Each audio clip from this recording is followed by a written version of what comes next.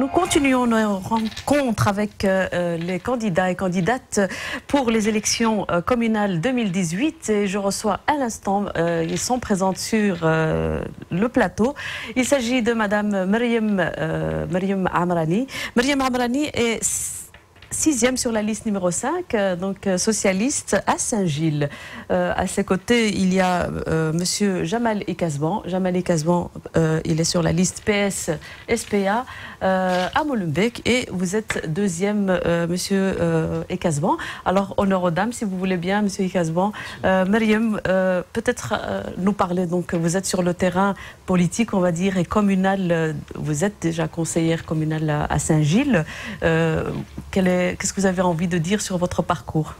Alors bonjour, donc oui effectivement je suis conseillère communale depuis 2012, mais mon parcours est avant tout un parcours associatif. J'ai 20 ans d'expérience militante et à la fois professionnelle dans le secteur associatif. J'ai travaillé dans une mission locale pour l'emploi pendant près de 7 ans, où j'ai travaillé notamment sur la question de l'insertion socio-professionnelle des jeunes et de la formation des jeunes. J'ai beaucoup travaillé aussi en matière d'égalité hommes-femmes et plus récemment, j'ai assumé la coordination des programmes de cohésion sociale à la commune de Saint-Gilles pendant près de 9 ans. Alors, Jamal Ekazban, vous êtes aussi sur le terrain politique aussi bien communal que régional, puisque vous êtes député à la région. Quelques mots, ce que vous avez vraiment envie de dire sur votre parcours? Tout à fait. Donc, je suis député régional, effectivement, et là, je sors de 6 ans d'opposition, donc j'ai été le chef de groupe de l'opposition. Et avec mon groupe PS, on a mené une opposition ferme, attentive et constructive au conseil communal. Précédemment, j'ai été échevin de 2001 à 2012, échevin de la jeunesse, des sports, du personnel et de beaucoup d'autres choses. Et puis avant ça, avant de me lancer en politique dans les années 2000, en 99-2000, pardon, j'ai aussi un parcours de militant associatif qui me tient très à cœur, parce que j'en parle encore aujourd'hui comme si c'était hier, puisque je me considère toujours comme un travailleur social, comme un travailleur attentif au terrain et aux préoccupations des gens. Aujourd'hui, j'utilise un autre outil qui est un outil politique pour essayer de faire avancer les choses. Et vous avez été donc échevin dans 2 législatures. Tout à fait. Quelques mots là-dessus? J'ai été échevin donc de 2001 à 2012. J'ai dit les compétences que j'avais à ce moment-là. J'ai été échevin aux côtés de Philippe Moreau, du bourgmestre Philippe Moreau, et je pense qu'on a accompli énormément de choses, parce que ceux qui s'en souviennent, mais avant les années 90, on ne s'occupait pas beaucoup de Molenbeek, on ne s'occupait pas beaucoup des quartiers populaires à Molenbeek. Il n'y a que ceux qui s'en souviennent, que ceux qui ont vécu cette époque qui peuvent s'en souvenir. Et ici, 6 ans d'opposition, 6 ans de majorité sans les socialistes, je pense que la population l'a senti passer. Je pense que les gens réclament le retour des socialistes à la tête de la commune. Vous gardez la parole, Monsieur Ekazban. Molenbeek a connu quelques points noirs. C'est derrière l'actualité, en tout cas, elle est dessinée par des points noirs à Molenbeek. Quels sont les enjeux à Molenbeek? Je pense que les enjeux sont multiples. D'abord, je pense qu'effectivement, il y a un gros travail à faire au niveau de l'image de la commune de Molenbeek-Saint-Jean. Et je pense que quand je parle d'image, c'est l'image des habitants, surtout de la population, qui ne méritaient pas, en tout cas, le traitement médiatique auquel ils ont dû faire face. Mais il y a beaucoup d'enjeux. Il y a des enjeux en matière d'enseignement, en matière de scolarité, en matière d'accès à la scolarité gratuite, en matière de sport, en matière de culture, en matière de jeunesse, en matière de propreté. C'est quand même assez catastrophique. Molenbeek est une des 3 communes les plus sales de la région. C'est Testachat qui le dit.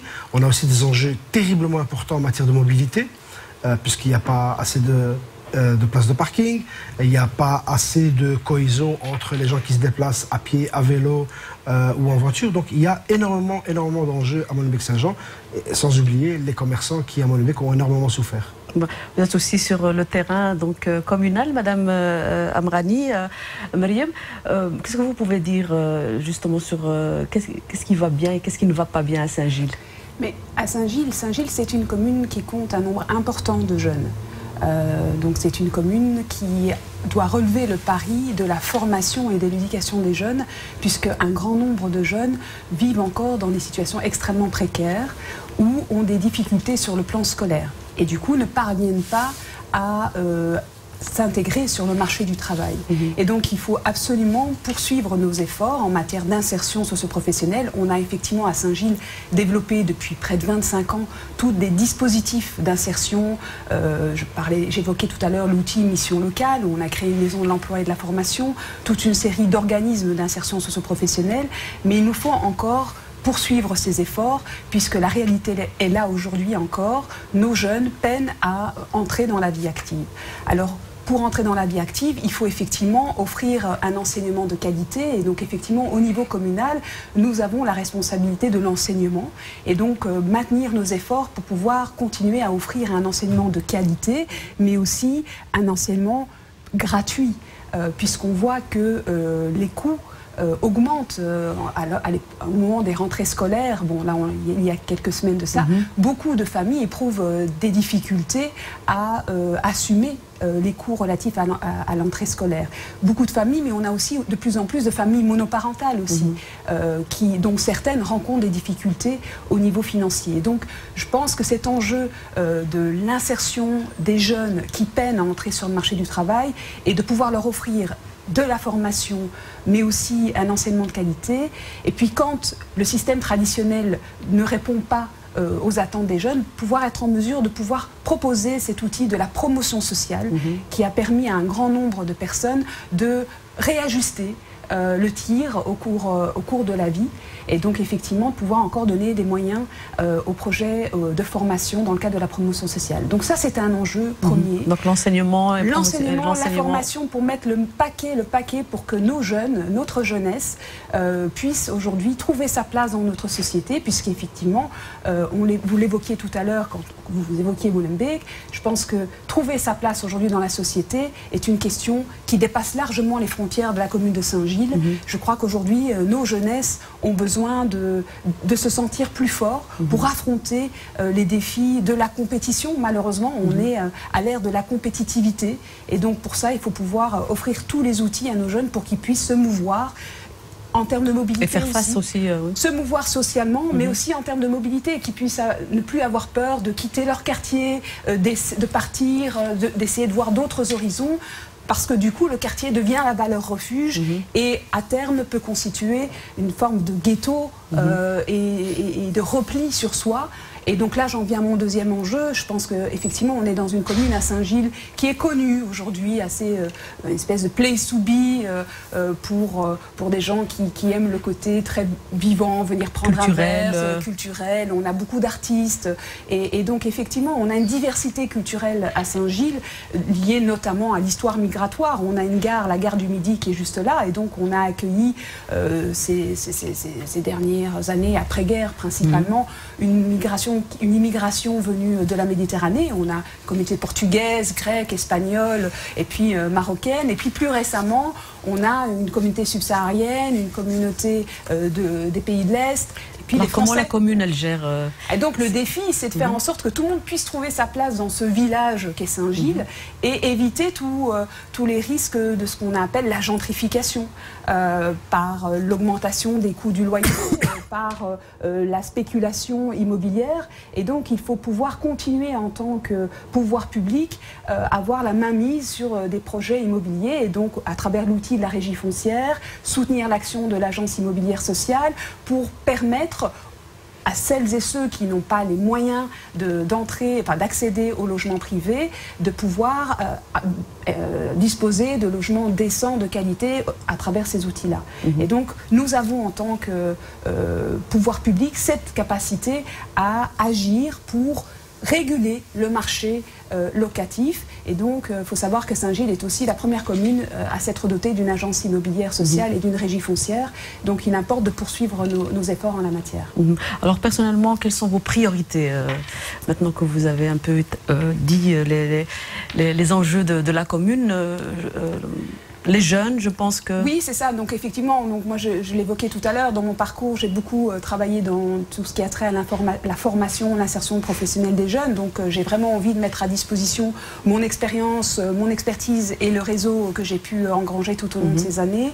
Évidemment, j'ai eu la chance aussi de développer, développer des projets au travers de ma fonction de coordinatrice de cohésion sociale, donc de poursuivre des initiatives telles que la fête des Peut-être quelques mots, Madame Amrani, sur ce travail de coordination. Alors, ce travail consiste principalement à soutenir des associations de première ligne qui offrent des écoles de devoirs, des cours d'alphabétisation, du suivi social, des permanences sociales et juridiques, pour tout ça gratuitement pour accompagner les publics les plus fragiles.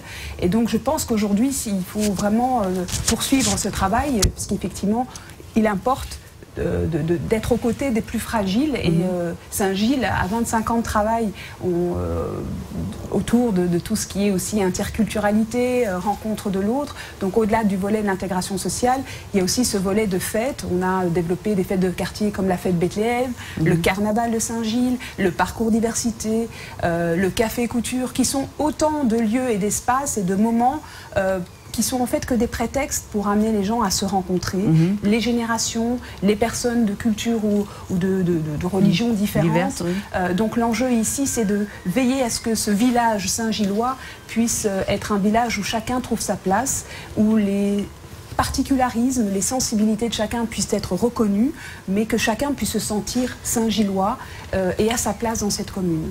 Donc oui, mes priorités, ce serait de poursuivre ce travail-là, parce que je pense que les enjeux de polarisation, que ce soit sur des questions socio-économiques ou sur des enjeux liés à l'appartenance religieuse ou philosophique, sont des enjeux, en tout cas, préoccupants, qui doivent nous préoccuper. On a aujourd'hui des mouvements qui défendent une autre vision de notre société, qui n'adhèrent pas au projet démocratique. Justement. Oui, on a la montée des populismes qui n'adhèrent pas du tout à notre cadre démocratique et à notre état de droit. Donc il nous faut, nous, au niveau local, créer les conditions pour que tout à chacun trouve sa place, comme je le disais tout à l'heure, à l'école, dans la ville, dans les quartiers, dans l'espace public, qu'il soit enfant, jeune, femme ou homme. Tout le monde doit pouvoir trouver sa place dans son quartier, dans sa ville, dans sa commune.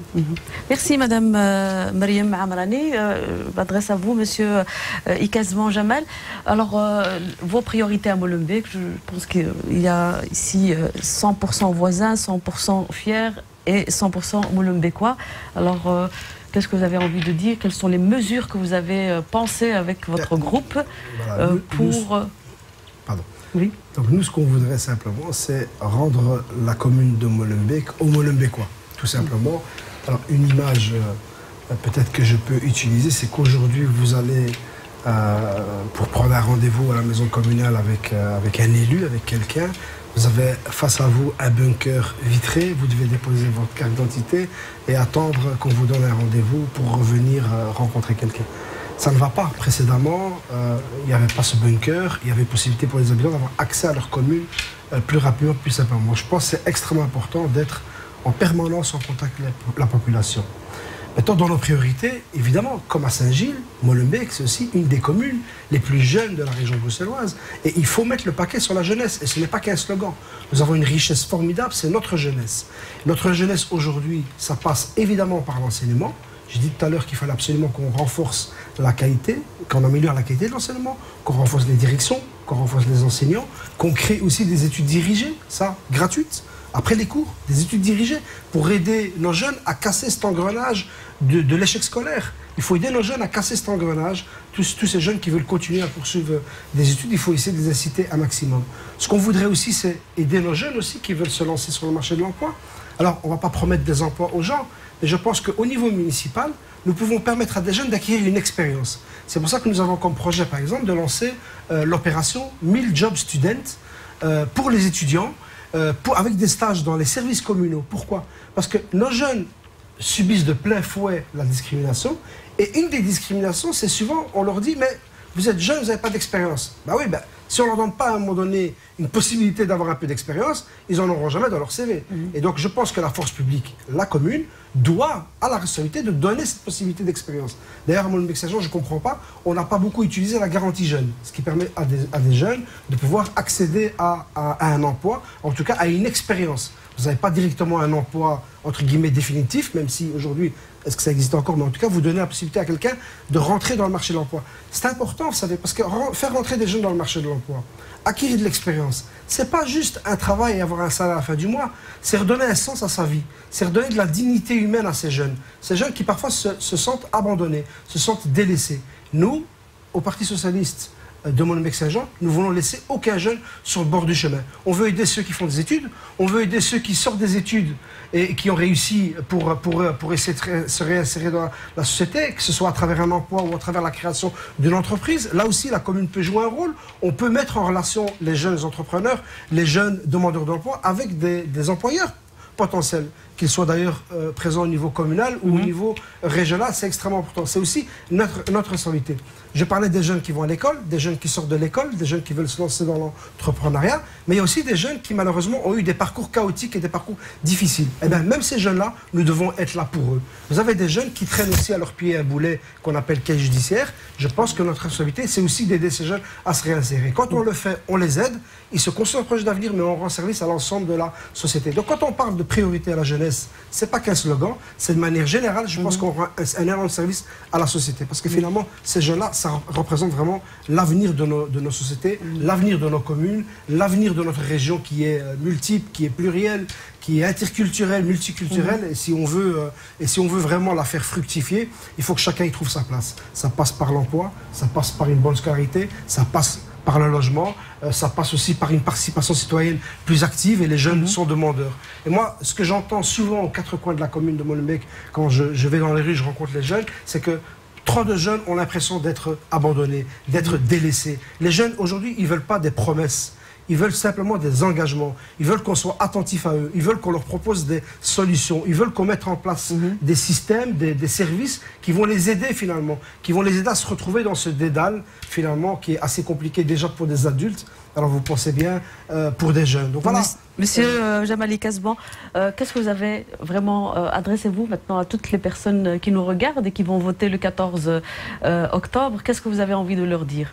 J'ai envie de leur dire simplement qu'ils viennent de vivre 6 ans avec une majorité MR, CDH Écolo sans les socialistes. Une majorité qui a dû gérer une commune, qui est une commune avec beaucoup de défis, avec beaucoup de difficultés à surmonter, ça je ne nie pas, mais une majorité qui a cherché la facilité et qui a été chercher de l'argent dans la poche des contribuables, en supprimant la gratuité des garderies scolaires. Et nous voudrions au moins remettre en place la garderie du Midi gratuite, en augmentant de manière extrêmement importante le cadastre, plus de 17% pour certains. Mais nous pensons qu'à Molenbeek-Saint-Jean, commune qui a beaucoup de défis, il y a beaucoup de politiques à mener, il faut de l'argent, mais nous pensons que nous devons faire comme on faisait précédemment, c'est aller chercher l'argent dans tous les autres niveaux de pouvoir, à l'Europe, à la région, dans les communautés. C'est là qu'on doit aller chercher de l'argent pour mener et pour faire nos politiques. C'est trop facile à chercher de l'argent dans la poche des contribuables molenbeekois qui payent déjà un tribut extrêmement important. Et quand je parle des habitants, je pourrais donner des exemples aussi des commerçants qui ont énormément souffert à Molenbeek-Saint-Jean pendant ces 6 dernières années. Donc qu'est-ce que vous leur dites? Je dis simplement que si vous souhaitez vraiment avoir une majorité qui a une vision à court, moyen et long terme, et quand je parle de long terme, vous savez on souhaiterait qu'on mette en place dans le pôle de la gare de l'Ouest, qui est un pôle, une zone abandonnée aujourd'hui, mais un pôle en tout cas d'école supérieure pour l'avenir. C'est aussi ça, penser à l'avenir. Donc je pense simplement que les habitants de Molenbeek-Saint-Jean, s'ils souhaitent le retour des socialistes, il faut qu'ils votent massivement pour les socialistes. Et le choix demain à Molenbeek-Saint-Jean, il est simple. C'est la gauche ou la droite qui est au pouvoir. Vous n'avez pas d'autre choix intermédiaire entre les deux. Je rappellerai qu'il y a 6 ans, les socialistes étaient en tête d'un siège et que malgré tout, les mathématiques ont fait qu'on a pu nous mettre dans le coin et faire une majorité sans nous. Donc si on veut faire respecter la démocratie, il faut que demain, les gens votent massivement pour la liste 5 du PSSPA à Molenbeek-Saint-Jean. Et vous êtes à la deuxième place sur cette liste-là. Donc, merci Monsieur Jamali Kasban. Madame Mariam Amrani, vous êtes 6e, vous, à Saint-Gilles. Vous vous adressez à toutes les personnes qui nous regardent et qui vont voter donc, le 14 octobre. Qu'est-ce que vous avez envie de leur dire? Moi, j'ai envie de leur dire qu'il faut aller voter.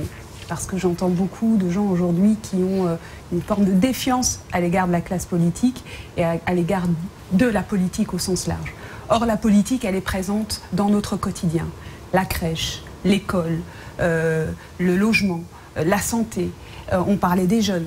Bref, elle est présente à tous les niveaux dans notre quotidien. Et donc, c'est important d'être au fait de savoir à qui on va donner cette voix. Qu'est-ce qu'on veut dans sa commune? Qu'est-ce qu'on veut dans sa vie? Et aujourd'hui, on parle beaucoup de la politique, on parle du fédéral, du niveau fédéral, mais la commune, ça reste quand même le niveau de pouvoir qui est le plus proche du citoyen, qui est aussi le dernier filet de protection donc de notre système de protection et d'intégration sociale. On a non seulement la commune, mais on a aussi le CPAS. Et donc c'est important d'être conscient de la nécessité d'aller voter et de soutenir des partis qui défendent les intérêts des plus fragiles d'entre nous pour ne laisser personne de côté. Et donc, en l'occurrence ici, si on est préoccupé pour améliorer ses conditions de logement, améliorer ses conditions de vie, voilà, le Parti socialiste, en tout cas la liste du bourgmestre de Charles Piquet, ici, n'a pas à rougir de son bilan. C'est vrai que ça fait très longtemps que nous sommes au pouvoir, mais beaucoup de choses ont été entreprises. Saint-Gilles des années 90, ce n'est pas Saint-Gilles de 2018. Et donc c'est important de pouvoir garder cette confiance, nous soutenir encore pour pouvoir poursuivre ce travail qui vise à offrir des services publics de qualité pour tous et pas des services payants comme des écoles de devoir aujourd'hui qu'on fait payer ou des crèches payantes, etc. Donc oui, soutenez-nous et continuez à voter parce que, je le disais encore tout à l'heure, les partis populistes, le populisme, ce n'est pas la démocratie. Le populisme, c'est diviser pour mieux régner et de toute façon, les plus forts en sortiront gagnants. Merci Madame Amrani Mariam. Vous êtes 6e sur la liste numéro 5 donc à Saint-Gilles. Merci Monsieur Kasban. L'émission touche à sa fin. Je vous donne rendez-vous avec d'autres candidats et candidates. D'ici là, soyez heureux et heureuses.